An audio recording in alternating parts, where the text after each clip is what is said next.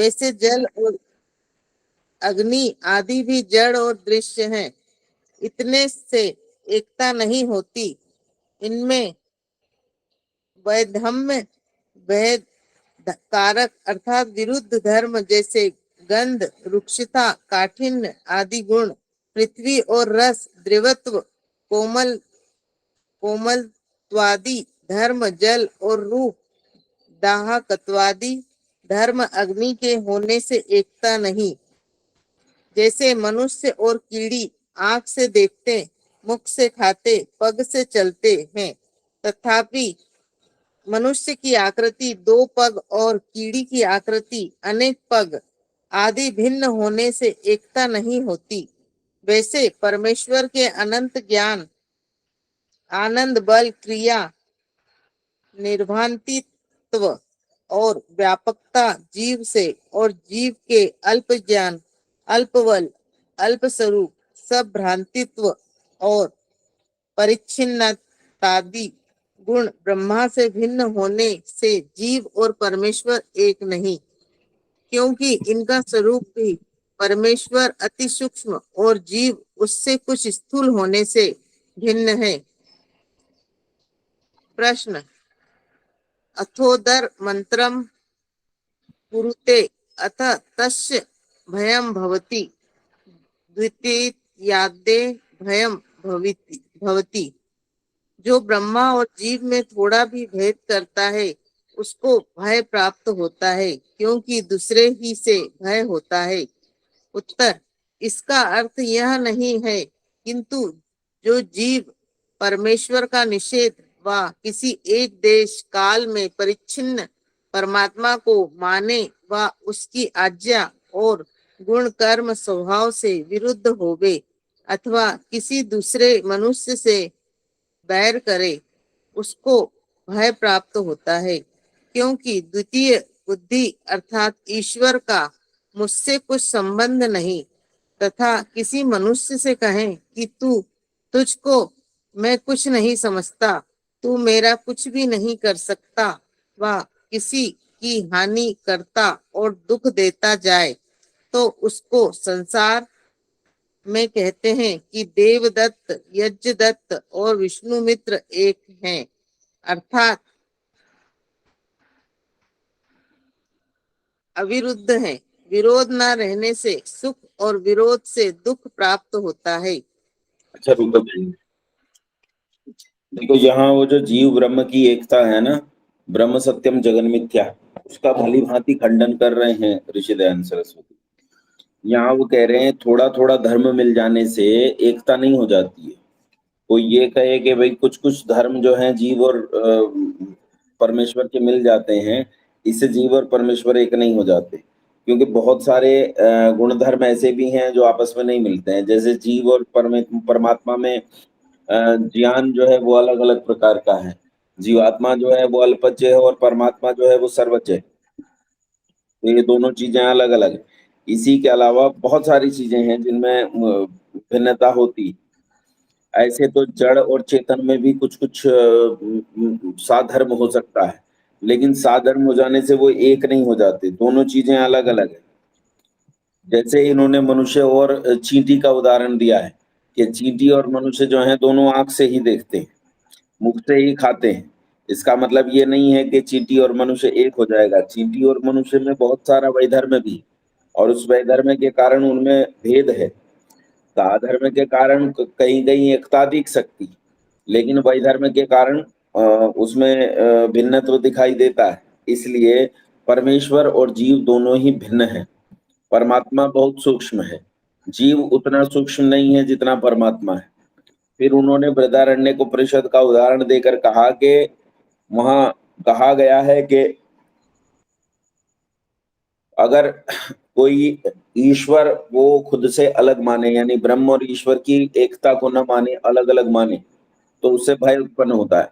तो महर्षि दयानंद ने उनकी उस बात का खंडन किया है और उस वाक्य का दूसरा अर्थ किया है। उन्होंने उस वाक्य का अर्थ करते हुए ये कहा है कि वहां जीव और ब्रह्म की एकता नहीं, अपितु वहां जो ईश्वर को नहीं मानता है उसके लिए भय कहा है कि उसे भय उत्पन्न होता है। जो ईश्वर को न माने उसे भय उत्पन्न होता है, जो ईश्वर को मानता है वो ईश्वर के आश्रय से भयहीन होकर जीता है।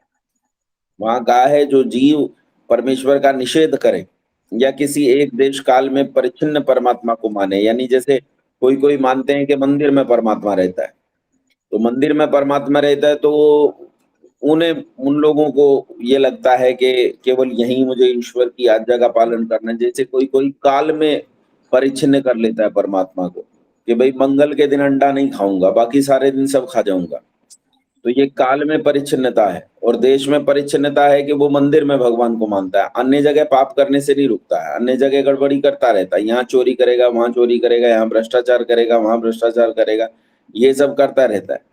इससे क्या होगा कि इसका उसका बहुत सारी दुनिया से बैर हो जाएगा, बैर होगा तो भय उत्पन्न होगा। इसलिए ईश्वर की आज्ञा पालन करने में तत्पर रहे, ईश्वर को माने और माने कि ईश्वर के अलावा द्वितीय कोई नहीं है। यहाँ जो अद्वैत की बात है, द्वितीया द्वै भयम भवति, यहाँ जो शब्द कहा है तो उसका मतलब यह है कि जो परमात्मा से अलग भी कुछ चीजों को माने। जैसे कुछ लोग भूत प्रेत को मानते हैं, भूत प्रेत को मानते हैं तो डरते रहते हैं कि भाई भूत खा जाएगा, भूत मार लेगा, भूत चिपट जाएगा, ये सब करा। फिर वो बागेश्वर धाम जाते हैं या ऐसी अनेक जगह जाते हैं, फिर उस बागेश्वर धाम से डरते हैं, फिर उस मंदिर से डरने लगते हैं, फिर उस भूत से डरते हैं, फिर अन्य लोगों से डरते हैं कि ये मेरे ऊपर भूत न चढ़वा दे। ऐसी कितनी सारी चीजें भय के कारण में बन जाती हैं। इसलिए ऐसा बिल्कुल भी नहीं है कि ईश्वर और जीव की एकता है, अपितु जीव और ब्रह्म जो है वो बिल्कुल भिन्न भिन्न है। आगे प्रश्न है, ब्रह्म और जीव की सदा एकता अनेकता रहती है, वह कभी दोनों मिलके एक भी होते हैं या नहीं? कहा मतलब ब्रह्म और जीव की जो आपस में भिन्नता है वो हमेशा बनी रहती है, या ऐसा होता है कि बाद में जाके दोनों एक हो जाते हैं? जैसा कि अद्वैतवादी कहते हैं कि मोक्ष में जाने पर जीव ब्रह्म में मिल जाता है। तो इसका उत्तर ऋषि दयानंद ने कहा कि अभी इसके पूर्व कुछ उत्तर तो दे दिया है, परंतु साधर्म अन्वय भाव से एकता होती है। जैसे आकाश से मूर्त द्रव्य जड़त्व होने से, कभी पृथक न होने से एकता, और आकाश से विभु सूक्ष्म अनंत अरूप आदि गुण और मूर्त के परिच्छिन्न दृश्यत्व आदि वैधर्म से भेद होता है। जैसे यहाँ उदाहरण दिया है कि देखो, जो मूर्त द्रव्य है, मूर्त द्रव्य मतलब जो मूर्तिमान द्रव्य है, जैसे मैं भी मूर्तिमान द्रव्य हूँ, आपके हाथ में जो पुस्तक है ये मूर्तिमान द्रव्य है, जो मोबाइल फोन है ये मूर्तिमान द्रव्य है, यानी जिसका अपना कोई आकार प्रकार है। इन दोनों में जड़त्व है, आकाश भी जड़ है और ये भी जड़ है। तो ये दोनों जड़ होने से और कभी पृथक नहीं रह सकते एक दूसरे से, कभी पृथक। अब कोई वस्तु है तो उसे रखने के लिए एक जगह की जरूरत पड़ती है, एक आकाश की जरूरत पड़ती है, आकाश के बिना वो रह ही नहीं सकता है। तो जब आकाश के बिना नहीं रह सकता है तो ये जो आकाश के साथ उसका साधर्म है, रहने की एकता है, इससे एकत्व कहा जा सकता है। लेकिन बहुत सारा वैधर्म भी है, जैसे आकाश अमूर्त है और मूर्त वस्तुएं मूर्त हैं, तो इसलिए यहाँ वो दृश्य उनका उनका तो दृश्य है, आकाश का दृश्य नहीं है, आकाश को देख नहीं सकते हैं, तो इसलिए वैधर्म होने से दोनों अलग हैं। तो ऐसे ही जीव और ब्रह्म के साथ भी एकता है।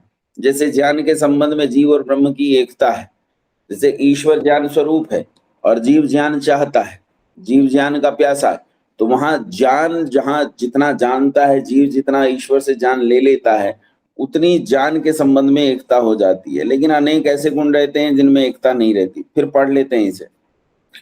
इसके पूर्व कुछ उत्तर दे दिया है, परंतु साधर्म अन्वय भाव से एकता होती है। जैसे आकाश से मूर्त द्रव्य जड़त्व होने से और कभी पृथक न रहने से एकता, और आकाश से विभु सूक्ष्म अरूप अनंत आदि गुण आकाश में है ना, आकाश में ये गुण है, और मूर्त के परिच्छिन्न दृश्यत्व आदि वैधर्म से भेद होता है। अर्थात जैसे पृथ्वी आदि द्रव्य आकाश से भिन्न कभी नहीं रह सकते, क्योंकि अन्वय अर्थात अवकाश के बिना यानी स्थान के बिना कोई मूर्त द्रव्य कभी रह ही नहीं सकता, और व्यतिरेक अर्थात स्वरूप से भिन्न होने से दोनों में अलग अलग पृथकता है, दोनों अलग अलग है, क्योंकि स्वरूप दोनों का अलग अलग है, तो ये दोनों एक भी नहीं है। जैसे घर बनाने के पूर्व अलग अलग देश से या जगह से मिट्टी, लकड़ी, लोहा आदि पदार्थ वहां कहीं ना कहीं आकाश में ही थे, और जब घर बन गया तब भी आकाश में ही है, और जब नष्ट हो गया तो ये सारे पदार्थ तब भी हैं और आकाश में ही हैं। तो उस घर के सब अवयव भिन्न भिन्न देश को प्राप्त हो गए, टूटने के बाद इधर उधर चले गए, तब भी आकाश में ही है। अर्थात तीन काल में आकाश से भिन्न नहीं हो सकते, और स्वरूप से भिन्न होने से न कभी एक थे और न कभी एक हो सकते हैं।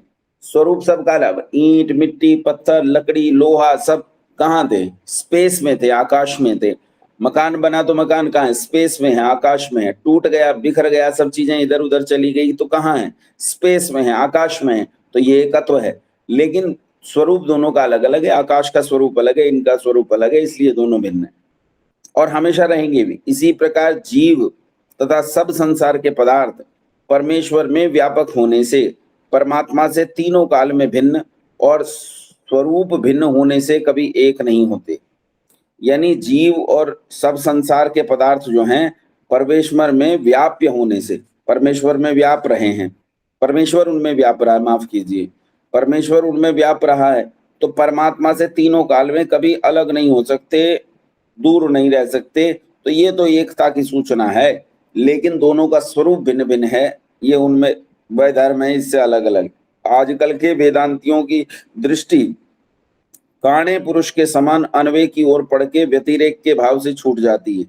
कोई भी ऐसा द्रव्य नहीं जिसमें सगुण निर्गुणता अन्वय व्यतिरेक साधर्म वैधर्म और विशेषण भाव न हो। तो ये अन्वय का मतलब है जहाँ एकता होती है, व्यतिरेक का मतलब है जहाँ भिन्नता होती है, साधर्म का मतलब है जिनमें एक जैसा धर्म हो, वैधर्म का मतलब है जहाँ धर्म की भिन्नता हो, और विशेषण का मतलब है जहाँ विशेषता हो, अलग अलग प्रकार की। ये काला है, ये गोरा है, ये मोटा है, ये पतला है। तो ऐसे ईश्वर क्या है? अब ईश्वर के गुण अलग हैं, जीव के गुण अलग हैं, ये विशेषण हो गया। अगला प्रश्न उठा है कि परमेश्वर सगुण है या निर्गुण है? तो उत्तर का दोनों प्रकार का है। प्रश्न, भला एक म्यान में दो तलवार कभी रह सकती हैं? एक पदार्थ में सगुणता और निर्गुणता दोनों कैसे रह सकती हैं? उत्तर, जैसे जड़ के रूप आदि गुण हैं और चेतन के ज्ञान आदि गुण जड़ में नहीं हैं, वैसे चेतन में इच्छादि गुण हैं और रूपादि जड़ के गुण नहीं हैं। इसीलिए यद गुणैः सह वर्तमानम तत्सगुणम गुणेभ्यो यन्निर्गतम पृथक भूतम तन्निर्गुणम। जो गुणों से सहित वह सगुण और जो गुणों से रहित वह निर्गुण कहलाता है। मतलब जैसे एक आदमी बहुत तेज दौड़ता है, तो ये जो दौड़ना है ये उसकी सगुणता है, ये उसकी सगुणता है। लेकिन वो व्यक्ति काला नहीं है, तो वो श्याम नहीं है, कृष्ण नहीं है। तो कृष्ण नहीं होने से, काले गुण से हीन होने से वो इस काले गुण के संबंध में निर्गुण हो गया। जो गुण उसमें है उस गुण से सहित होने से सगुण, और जो गुण उसमें नहीं है उस गुण से रहित होने से निर्गुण। हर वस्तु ऐसी होती है, हर वस्तु सगुण होती है, हर वस्तु निर्गुण होती है। उसमें जो गुण होते हैं उनके कारण उसे सगुण पुकारा जाता है, उसमें जो गुण नहीं होते हैं उसके कारण उसे निर्गुण पुकारा जाता है। तो अपने अपने स्वाभाविक गुणों से सहित और दूसरे विरोधी के गुणों से रहित होने से सब पदार्थ सगुण और निर्गुण है। कोई भी ऐसा पदार्थ नहीं कि जिसमें केवल निर्गुणता व केवल सगुणता हो, किंतु एक ही में सगुणता और निर्गुणता सदा रहती है। वैसे ही परमेश्वर अपने अनंत ज्ञान बल आदि गुणों से सहित होने से सगुण और रूप आदि जड़ के तथा द्वेष आदि जीव के गुणों से पृथक होने से निर्गुण कहलाता है। कि देखो जैसे परमात्मा है, तो परमात्मा में अनंत ज्ञान है, अनंत बल है, तो यह परमात्मा की सगुणता है। और परमात्मा में रूप आदि गुण नहीं है, जैसे जहां हमारा तो रूप आदि गुण होता है ना, हमारे तो रूप होता है, स्वरूप होता है। तो और इच्छा द्वेष आदि हम में होते हैं, वो ईश्वर में नहीं होते हैं। तो ये सब ईश्वर में नहीं होते हैं, तो वो निर्गुण कहलाता है, और जो होते हैं उनके कारण सगुण कहलाता है। प्रश्न, संसार में निराकार को निर्गुण और साकार को सगुण कहते हैं।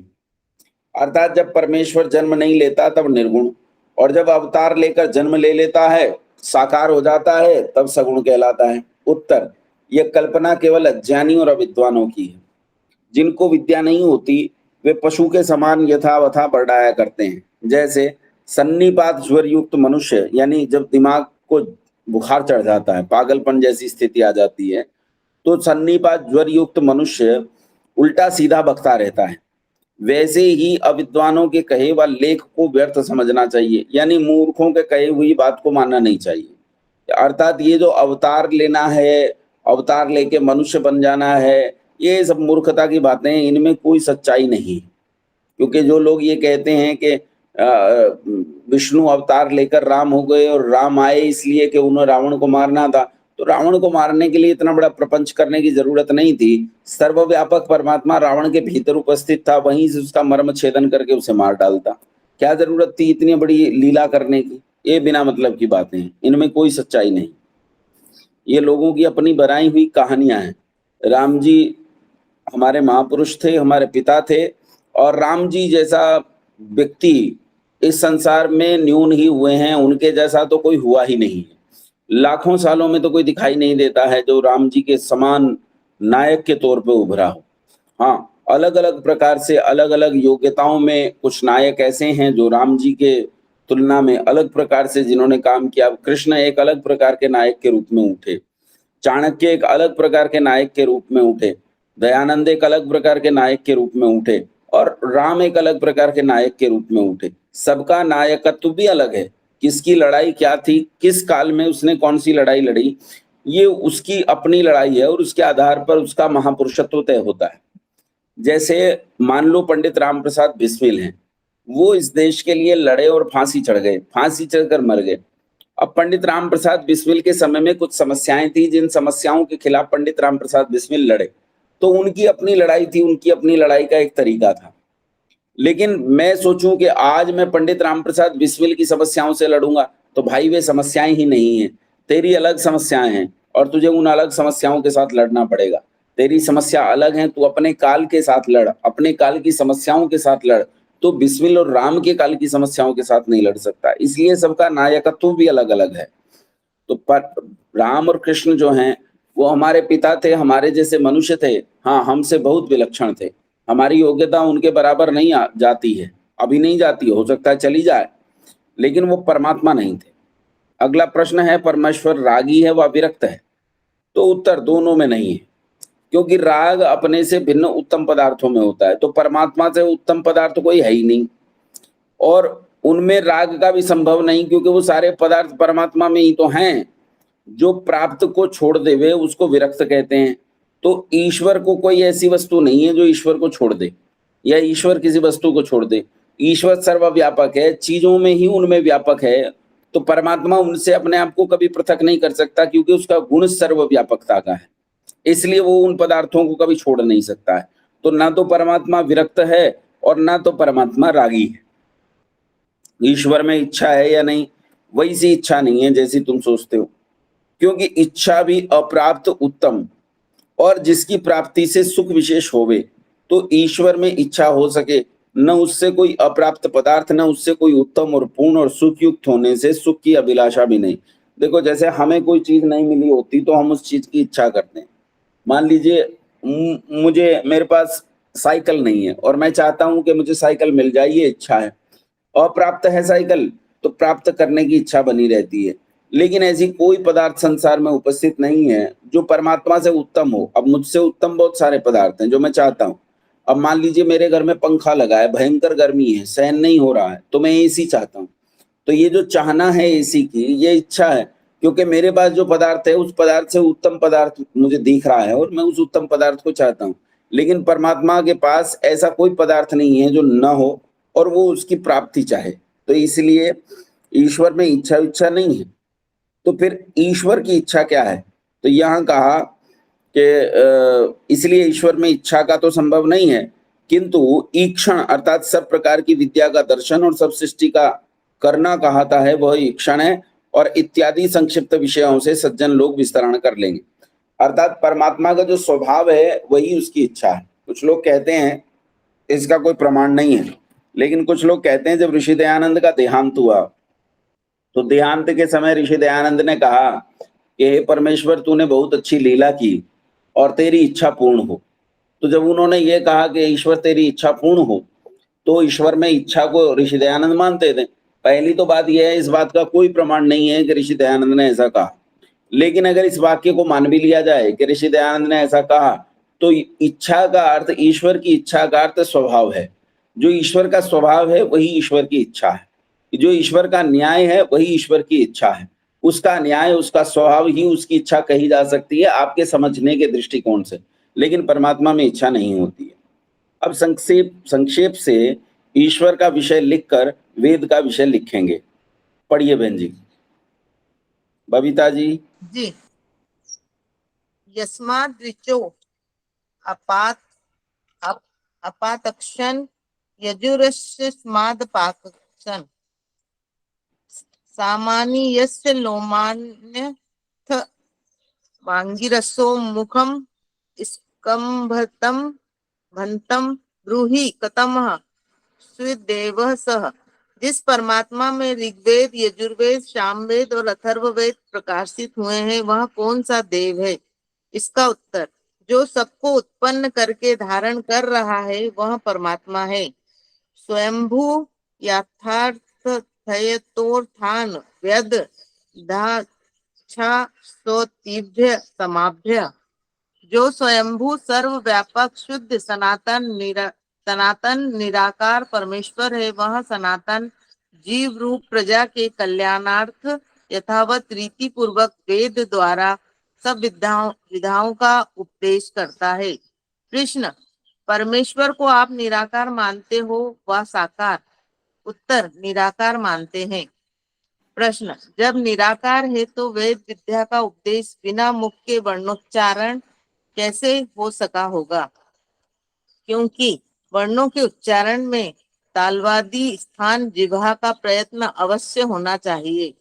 उत्तर, परमेश्वर के सर्वशक्तिमान और सर्वव्यापक होने से जीवों को अपनी व्याप्ति से वेद विद्या के उपदेश करने में कुछ भी मुखादि की अपेक्षा नहीं है, क्योंकि मुख जिह्वा से वर्णोच्चारण अपने से भिन्न को बोध होने के लिए किया जाता है, कुछ अपने लिए नहीं।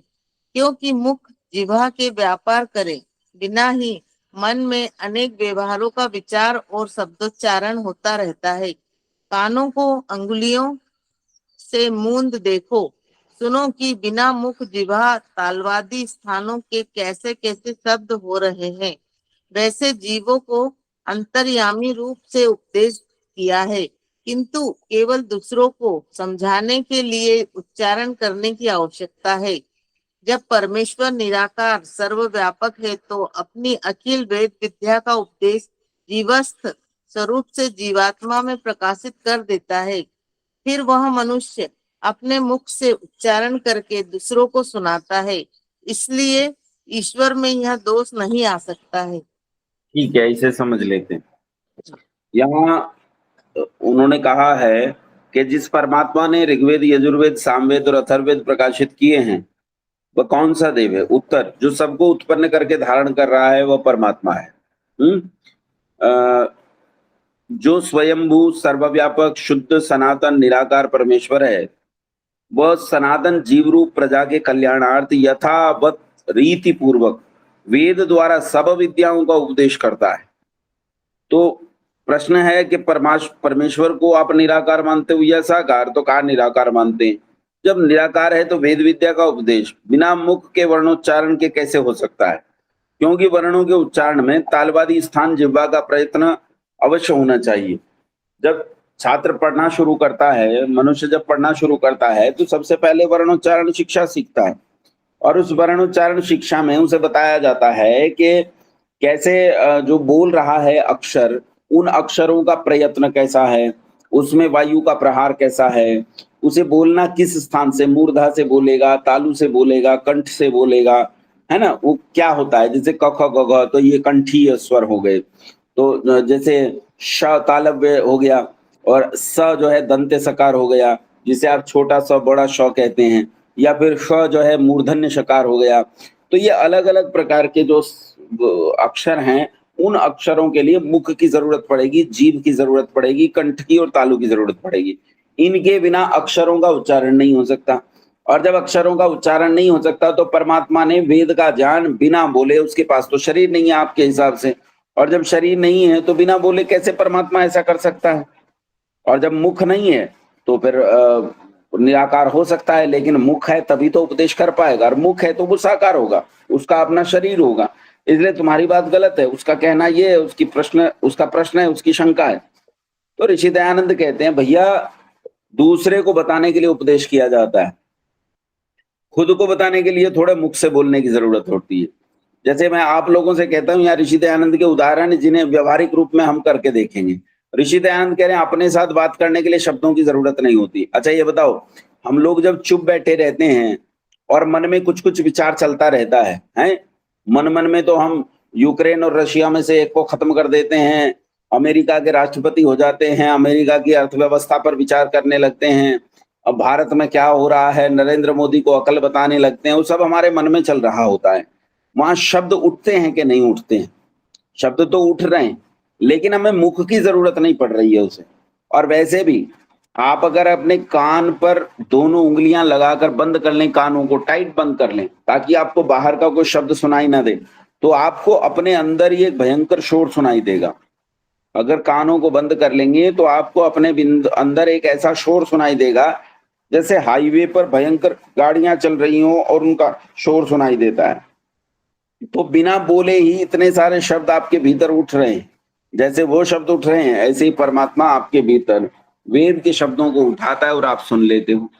तो अपने जैसे आप अपने जड़ मन के भीतर शब्दों को उठाते हो और स्वयं ही जीवात्मा बोलता और भीतर सुनता रहता है, वैसे ही परमात्मा बोल देता है बिना किसी जीव के, अक्षर, किसी तालु के, कंठ के, बिना किसी अवयव के वो बोल लेता है और हम सब लोग उसे सावधानी पूर्वक सुन लेते हैं। इसी तरह परमात्मा जो जीव के भीतर व्यापक होकर फैल रहा है, वो जीव के भीतर बिना किसी उपकरण के बोलता है और जीव उसे सुनता है। इस तरह वो उपदेश करता है। फिर जिस जीव ने परमात्मा से ये जाना है, वो जानकर अन्य जीवों को बताने के लिए अपने मुख आदि अवयवों का प्रयोग करता है और दूसरों को बताता है। और इस तरह संसार में इन उपकरणों का व्यवहार होता है, लेकिन परमात्मा को इन उपकरणों की आवश्यकता नहीं है। अच्छा ये बताओ, ये बात समझ में आई कि नहीं आई?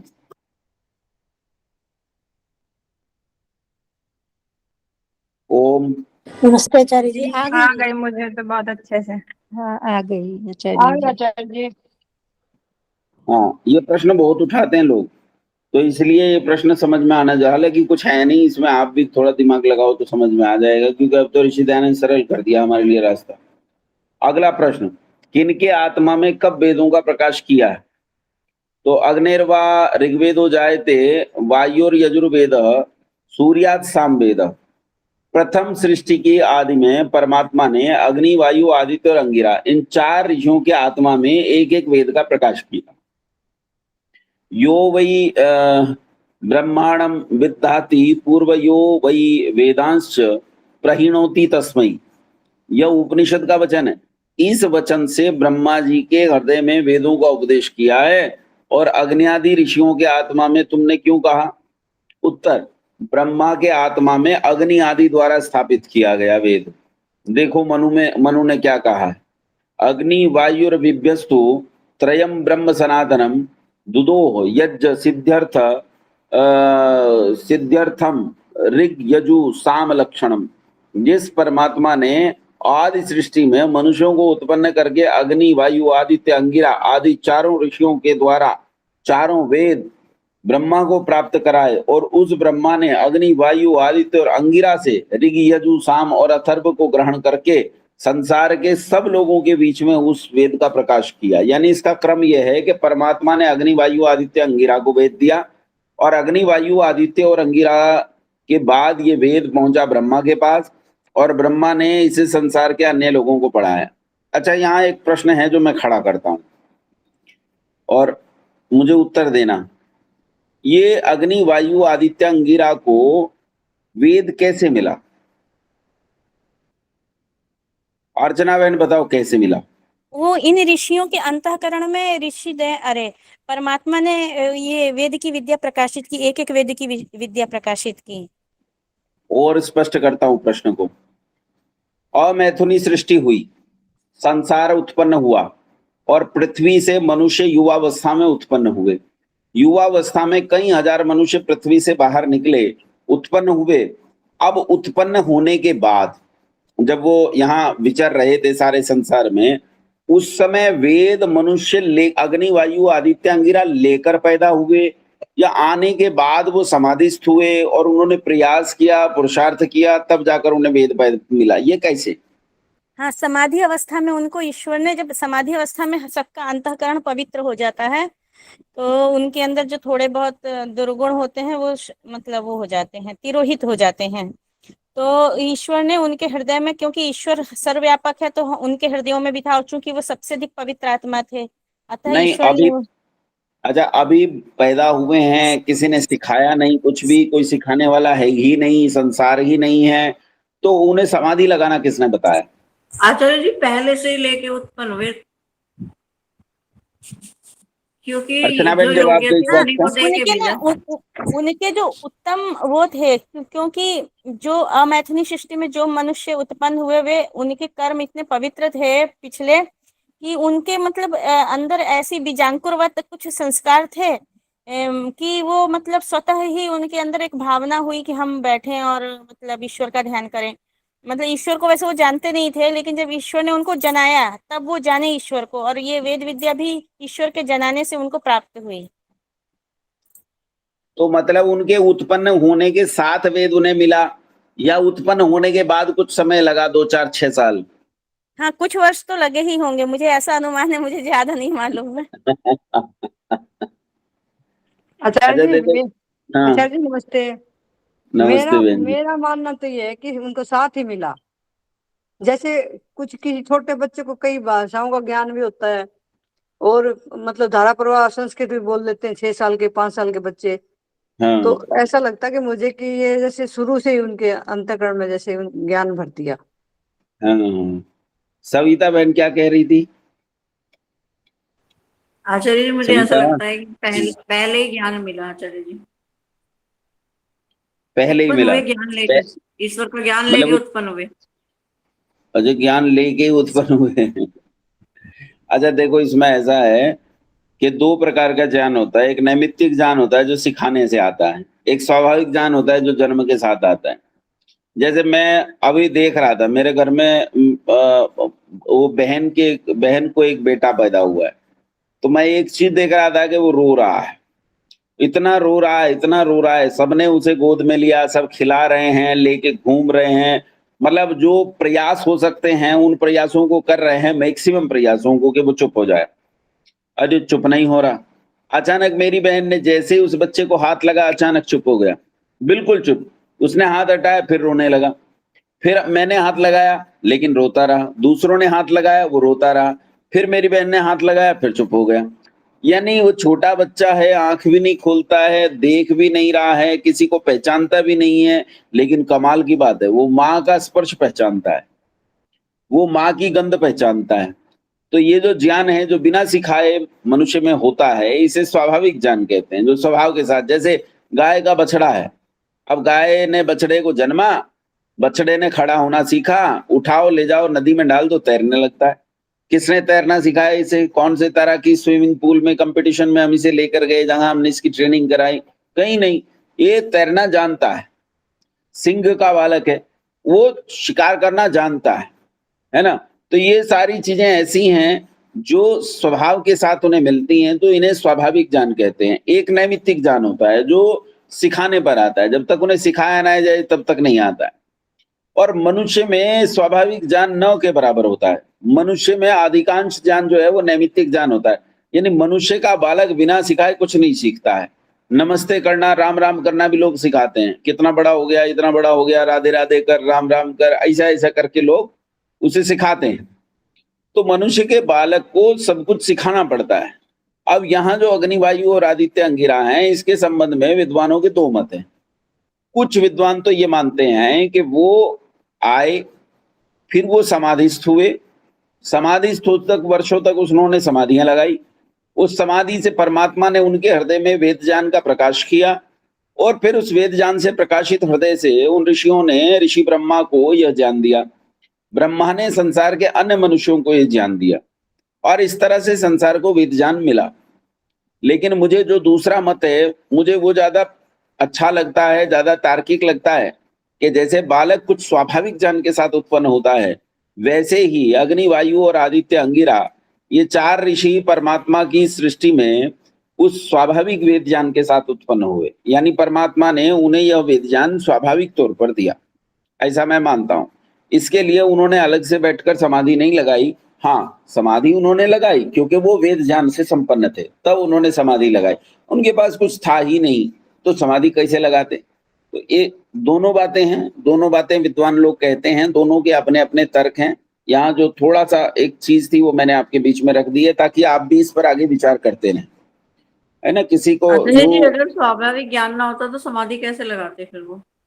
अरे लाडो मान तो ली तेरी बात, दंडवत प्रणाम कर दिया मैंने तुझे। चलो आगे। तो उन चारों ही में वेदों का प्रकाश किया, अन्य में क्यों नहीं किया? यहाँ पक्षपात आ जाता है कि भाई 4 ऋषियों में तो वेद का प्रकाश किया और अन्य में वेद का प्रकाश नहीं किया, इससे ईश्वर पक्षपाती हो जाता है। उत्तर, वे ही 4 सब जीवों से अधिक पवित्र आत्मा थे, अन्य उनके सदृश नहीं थे, इससे पवित्र विद्या का प्रकाश उन्हीं में किया। कहा भाई वे ही पिछली सृष्टि की सबसे पवित्र आत्मा थी, उनके समान कोई था ही नहीं, इसलिए उनमें प्रकाश किया।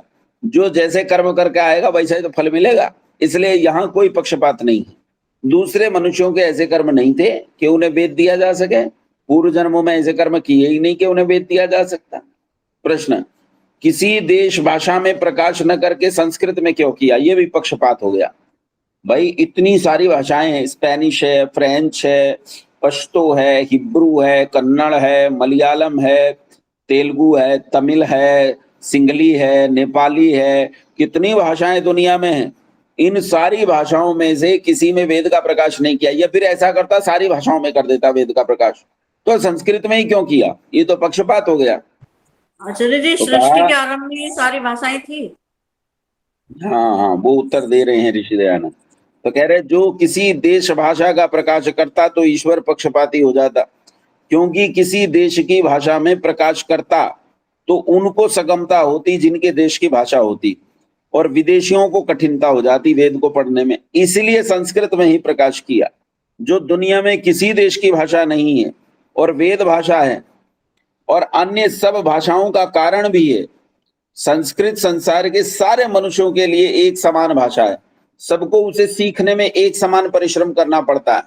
इंग्लैंड वाले को भी उतना ही परिश्रम करना पड़ेगा, अमेरिका वाले को भी, ईरान इराक वाले को भी, और कमाल की बात है भारत वाले को भी उतना ही प्रयास करना पड़ेगा। भारत वाले को भी संस्कृत सीखनी पड़ती है। हम अपने बच्चों को गुरुकुलों में भेजते हैं तो उसे महाभाषा पढ़ने में जितना समय लगता है उतना ही समय लगेगा, एक अंग्रेज को भी उतना ही लगता है, एक भारतीय को भी उतना ही लगता है। इसलिए संस्कृत दुनिया में किसी की अपनी भाषा नहीं, कोई कहे ये मेरी देशज भाषा है, किसी की देशज भाषा नहीं है, तो उसी में वेदों का प्रकाश किया जाए। कुछ लोग कह सकते हैं देखो जी भारत में कुछ गांव ऐसे हैं जहां लोग संस्कृत बोलते हैं, तो जहां भारत में उन गांवों में संस्कृत बोली जाती है तो उनके लिए वेद सरल हो जाता है ना। जो बोलचाल की संस्कृत होती है वो संस्कृत वेद की भाषा नहीं है। 2 प्रकार की संस्कृत होती है, एक जो वेद में चलती है उसे वैदिक संस्कृत कहते हैं, एक जो लोक में चलती है उसे लौकिक संस्कृत कहते हैं। तो लोक की जो संस्कृत है वो तो देश की भाषा है, लेकिन जो वेद की संस्कृत है वो किसी देश की भाषा नहीं है, उसे सीखना ही पड़ता है और दुनिया के सब मनुष्यों को सीखना पड़ता है। जो लोक की संस्कृत वाला है उसे वेद की संस्कृत को सीखने में उतना ही समय लगेगा, कम नहीं लगता है, इसलिए संस्कृत में ही प्रकाश किया, जो किसी देश की भाषा नहीं और वेद भाषा तथा अन्य सब भाषाओं का कारण है, उसी में वेदों का प्रकाश किया। जैसे ईश्वर की पृथ्वी आदि सृष्टि सब देश और देश वालों के लिए एक सी सब शिल्प विद्या का कारण है, वैसे ही परमेश्वर की विद्या की भाषा भी एक सी होनी चाहिए कि सब देश वालों को पढ़ने पढ़ाने में एक समान परिश्रम, तुल्य मतलब एक समान परिश्रम होने से ईश्वर पक्षपाती नहीं होता, और संस्कृत सब भाषाओं का कारण भी है। प्रश्न, अब देखो यहाँ एक, आचार्य जी, तो क्या ऐसा हाँ जी। नहीं था कि पहले संस्कृत भाषा ही थी और भाषाएं थी नहीं बाद में उत्पन्न हुई है? मतलब जैसे पहले सृष्टि के आदि में भाषा एक ही थी संस्कृत, दूसरी भाषाएं हाँ थी नहीं। हाँ हाँ बिल्कुल ऐसा ही है, हाँ जी, बिल्कुल ऐसा, बिल्कुल सही कह रही हैं आप। अब जैसे एक चीज है, यहाँ एक तुलनात्मक अध्ययन से भी देखा जा सकता है। तुलनात्मक दृष्टि से हम ये देख सकते हैं कि कुरान अरबी भाषा में है और बाइबल जो है लैटिन में, तो जो लैटिन के बोलने पढ़ने समझने वाले हैं उनके लिए सरल, बाकी दुनिया के लिए मुश्किल। और जो अरबी के बोलने पढ़ने लिखने समझने वाले हैं उनके लिए सरल और बाकी दुनिया के लिए मुश्किल। तो ये पक्षपात हो गया। पक्षपात हो जाने से ये ज्ञान पक्षपाती हो गया, तो ज्ञान का देने वाला भी पक्षपाती हो गया, ईश्वर भी पक्षपाती हो गया। तो ईश्वर में दोष आ जाता है। इससे पता चलता है ये ईश्वर कृत ग्रंथ नहीं है। लेकिन वेद जिस भाषा में है वो सारे संसार के लिए एक सी है। कोई ये नहीं कह सकता ये मेरी भाषा है। आप भी नहीं कह सकते, आप दावा ठोक के दिखाओ कि संस्कृत आपकी भाषा है ही नहीं। सबको सीखनी पड़ती है, इसीलिए वो एक जैसा प्रयास उसमें करना पड़ता है। तो यहाँ कोई अच्छा, कुछ लोग कहते हैं कि भैया पहले आपके यहाँ संस्कृत बोली जाती थी, उस समय आपके लिए सरल थी और बाकी दुनिया के लिए मुश्किल। अरे मेरे भाई, जब मेरे यहाँ संस्कृत बोली जाती थी तब तो पूरी पृथ्वी पर संस्कृत ही बोली जाती थी, और जो संस्कृत बोली जाती थी वो संस्कृत लौकिक संस्कृत थी, उसका वैदिक संस्कृत से कोई लेना देना नहीं, वो तो सीखनी ही पड़ती है। तो इसलिए यहाँ कोई पक्षपात नहीं है। अगला प्रश्न ऋषि ध्यान दे, वेद ईश्वर आचार्य कृत जी, है। मेरे को क्लियर नहीं हो रहा कि उस टाइम पे जब सृष्टि बनी तब तो संस्कृत भाषा ही थी, उसके अलावा और भी कोई थी क्या? संस्कृत तो थी, लेकिन जो संस्कृत भाषा थी उसे भी सिखाना पड़ा। उसे यूं नहीं आई वो। बस इतना अंतर होता है कि जो बालक एकाग्र होकर पवित्र मन से चीजों को सीखता है वो थोड़ा तीव्रता से सीख जाता है। जो थोड़ा इधर उधर ध्यान भटकता रहता है, जिसका यार शाम को क्रिकेट भी खेल के आना है, बीच में उसके घर से लड्डू आए थे, उसके संदूक में से लड्डू निकाल के भी खाने हैं, तो जिसके दिमाग में इतनी सारी बातें होंगी वो सरलता से नहीं सीख पाता बच्चा। तो जो सृष्टि के आदि में जीव उत्पन्न हुए थे, मनुष्य उत्पन्न हुए थे, वे बहुत पवित्र आत्मा थे, इसलिए उन्होंने उस संस्कृत को जल्दी सीख लिया जब ब्रह्मा ने उन्हें सिखाया। लेकिन ऐसा नहीं कि बिना सीखे उन्हें आ गया है, उन्हें भी सिखाना पड़ा था। आप ये मत समझिएगा कि उस समय जो मनुष्य उत्पन्न हुए वो संस्कृत भाषा के साथ उत्पन्न हुए थे, नहीं हुए वो संस्कृत भाषा के साथ उत्पन्न। संस्कृत भाषा के साथ जो उत्पन्न हुए वो वही 4 ऋषि थे, उनके अलावा कोई नहीं था। इसीलिए उन ऋषियों में और अन्य ऋषियों में अंतर किया जाता है, 2 कैटेगरी बनाई जाती है ऋषियों की, है ना। तो ये अग्नि, वायु और आदित्य अंगिरा के साथ ही है, अन्य के साथ, ब्रह्मा के साथ भी नहीं है। ब्रह्मा को भी सीखना पड़ा अग्नि, वायु, आदित्य और अंगिरा से, और फिर ब्रह्मा ने अन्य को सिखाया। पवित्र मन होने के कारण, एकाग्र दृष्टि होने के कारण जल्दी जल्दी सीख गए और जल्दी जल्दी समझने लगे। किसी की भी भाषा नहीं थी संस्कृत। ठीक है बेटा। दादाजी, ये ब्रह्मा विष्णु महेश बाद में हुए हैं? ब्रह्मा विष्णु महेश कौन है ये रामपाल दास के चेले बताएंगे।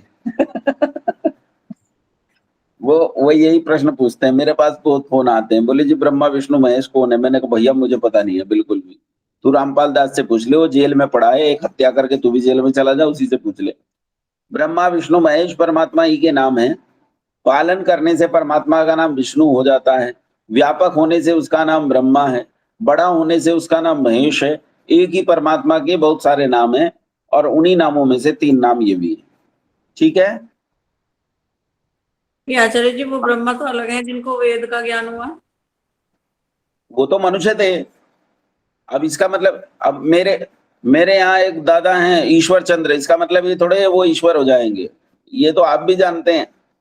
अब जो नाम है, अब किसी का नाम ओम कुमार हो जाने से वो ईश्वर थोड़े हो जाएगा, हैं। हम आवाज लगाते रहते हैं, हमारे यहाँ एक बालक था ओम ओम, हम आवाज लगाते रहे, ओम कहाँ गया, ओम, ओम को बुलाओ, ओम को पीट दो पकड़ के। ओम ने बहुत बदमाशी की है, ओम अच्छा नहीं है, ओम दूसरों की मिठाई खा गया, तो इसका मतलब ओम तो सारे गड़बड़ काम कर रहा है। नहीं, परमात्मा वो अलग है जिसका नाम ओम है, और मनुष्यों में तो हम कुछ भी नाम रख लेते हैं। अब ये अर्चना बहन जी है, इनके बच्चे का नाम जनार्दन है, जनार्दन भी तो ईश्वर का नाम है, तो क्या जनार्दन कहने से वो जनार्दन हो जाएगा, वो ईश्वर हो जाएगा ना। हमने सुंदर रखने के लिए उसके नाम को रखा है। वो ब्रह्मा अलग थे, वो तो मनुष्य थे आपके और मेरे जैसे। नमस्ते आचार्य जी। तो जी वो पौराणिक उसी को ब्रह्मा को ईश्वर मानते हैं ना, मनुष्य जो थे। यहाँ पौराणिक और उसकी बात नहीं चल रही, यहाँ तो बात चल रही है समझने ना समझने की, वो चाहे जो कहते रहे। हाँ बहन जी, आप कुछ कह रही थी, कमलेश बहन जी। नमस्ते आचार्य जी। वो ये जो तिब्बत में आए थे सबसे पहले, तो मतलब पैदा हुए थे ये ऋषि, तिब्बत से भारत में आए। सृष्टि की उत्पत्ति जो है, जो प्राथमिक कई हजार जोड़े परमात्मा ने उत्पन्न किए, वो त्रिविष्टप यानी तिब्बत में उत्पन्न किए थे। यानी हमारी मातृभूमि जो है वो तिब्बत है, और जिनकी मातृभूमि गुलाम हो, उन गुलामों को कोई क्या कहे, चीन के कब्जे में है। आर्यों की मातृभूमि तिब्बत है, त्रिविष्टप है, वहीं उत्पन्न हुए। ठीक है। कहीं और तो उस टाइम था ही नहीं फिर सृष्टि। नहीं था, फिर यहाँ से निकल कर पूरी दुनिया में फैले। जी अच्छा। हाँ, जो मोहन भागवत जी कहते हैं ना कि हिंदू और मुसलमान सबका डीएनए एक है, तो उन्हें समझाना चाहिए भैया डीएनए तो सबका एक है, हैं? उन्हीं कुछ हजार जोड़ों का जो संसार में उत्पन्न हुए थे, उन्हीं कुछ हजार जोड़ों का डीएनए जो है अलग अलग तब्दीलियों के साथ पीढ़ियों में बदलते बदलते हम तक पहुंचा है। उसमें बदलाव बहुत सारे हुए हैं। हर 5वीं पीढ़ी में डीएनए पूरी तरह बदल जाता है, इसीलिए व्यक्ति अपनी 5वीं पीढ़ी का गोत्र बन जाता है। मैं अपने जो मेरा जो पोता है उसके पोते के लिए मैं ही गोत्र बन जाऊंगा। ये जो हम गोत्र लिखते हैं ना, जैसे मेरे नाम के साथ भी गोत्र जोड़ा गया है, ये षड्यंत्र पूर्वक जोड़ा गया है। मेरे नाम के साथ जो गोत्र जुड़ा है योगेश भारद्वाज, ये भारद्वाज शब्द कुछ षड्यंत्रकारियों ने षड्यंत्र के साथ जोड़ा है। अब ये इतना प्रसिद्ध हो गया है कि मैं चाहकर भी इसे अपने नाम से पृथक नहीं कर पाता हूं। मेरा नाम तो रजिस्टर्ड नाम, जो मेरी माँ ने विद्यालय में लिखवाया था, वो रजिस्टर्ड नाम योगेश आर्य है। मेरा नाम योगेश भारद्वाज नहीं है। लेकिन वो षड्यंत्र इतना कामयाब रहा उन लोगों का कि उस समय मैं उस जंजाल में फंस गया और बच नहीं सका, और ये शब्द मेरे साथ जुड़ गया। अब ये जो भारद्वाज शब्द है, ये तो भारद्वाज जो भरद्वाज ऋषि रहे होंगे उनका नाम है, और भरद्वाज ऋषि का जो नाम मेरे साथ जुड़ा हुआ है, ये असल में मेरा गोत्र नहीं बन जाता है। ये तो बहुत पुरानी बात हो गई। असल में गोत्र वो होता है जो मुझसे पहले 5 पीढ़ी पहले जो मेरा दादा उत्पन्न हुआ, वही मेरा गोत्र है। मैं अपने पोते के लिए गोत्र बन जाऊंगा। तो गोत्र बदलता रहता है। गोत्र जेनेटिक मटेरियल के कारण बदलता है कि हमारा जेनेटिक मटेरियल क्या है, उसी जेनेटिक मटेरियल के आधार पर गोत्र बदल जाता है। तो जेनेटिक मटेरियल 5वीं पीढ़ी में, 6ठी पीढ़ी में पूरी तरह परिवर्तित हो जाता है। आचार्य जी, आचार्य जी हाँ। फिर ऐसे क्यों कहते हैं कि इतना मारूंगा 7 पीढ़ी याद रखेगी? क्या इसका मतलब इतना मारूंगा कि क्या? 7 पीढ़ी याद रखेगी, ऐसे क्यों बोलते हैं? इसका मतलब डीएनए 7 पीढ़ी तक रहता है? ये तो मारने वाले से पूछना पड़ेगा, वो विद्वान थोड़े है जो चाहे कह दे। आचार्य जी, जैसे हाँ। आज मैं हूँ, ठीक है, हम्म तो हम्म आप कह रहे हो कि भाई मेरा गोत्र भी बदल जाएगा आगे, तो जैसे हाँ, अब क्या आगे क्या गोत्र होगा फिर? आप अपने दादा के दादा का नाम देखो क्या है, वो तो सीधा याद नाम है? लिखते थे, अपना नाम लिखते थे बस। बस वही, जैसे मेरे दादा का दादा, मेरे उस दादा टाइम के तो दादा का नाम, आचार्य मेरे जी दादा, रिवाज तो अभी बाद में ही चले, गोत्र वोत्र कोई नहीं लिखता था, सीधे नाम नहीं होते थे सब। नहीं गोत्र लिखते तो नहीं थे, लेकिन गोत्र याद रखे जाते थे। हाँ, गोत्र याद रखते तो रखने थे। की वस्तु होती है, लिखता विखता कोई नहीं है, और लिखना भी नहीं चाहिए, इससे कोई अहंकार पैदा हो सकता है। तो गोत्र वोत्र की तो जरूरत नहीं होती है लिखने की। जैसे गोत्र से क्या है, एक संकेत जाता है कि ये फला आज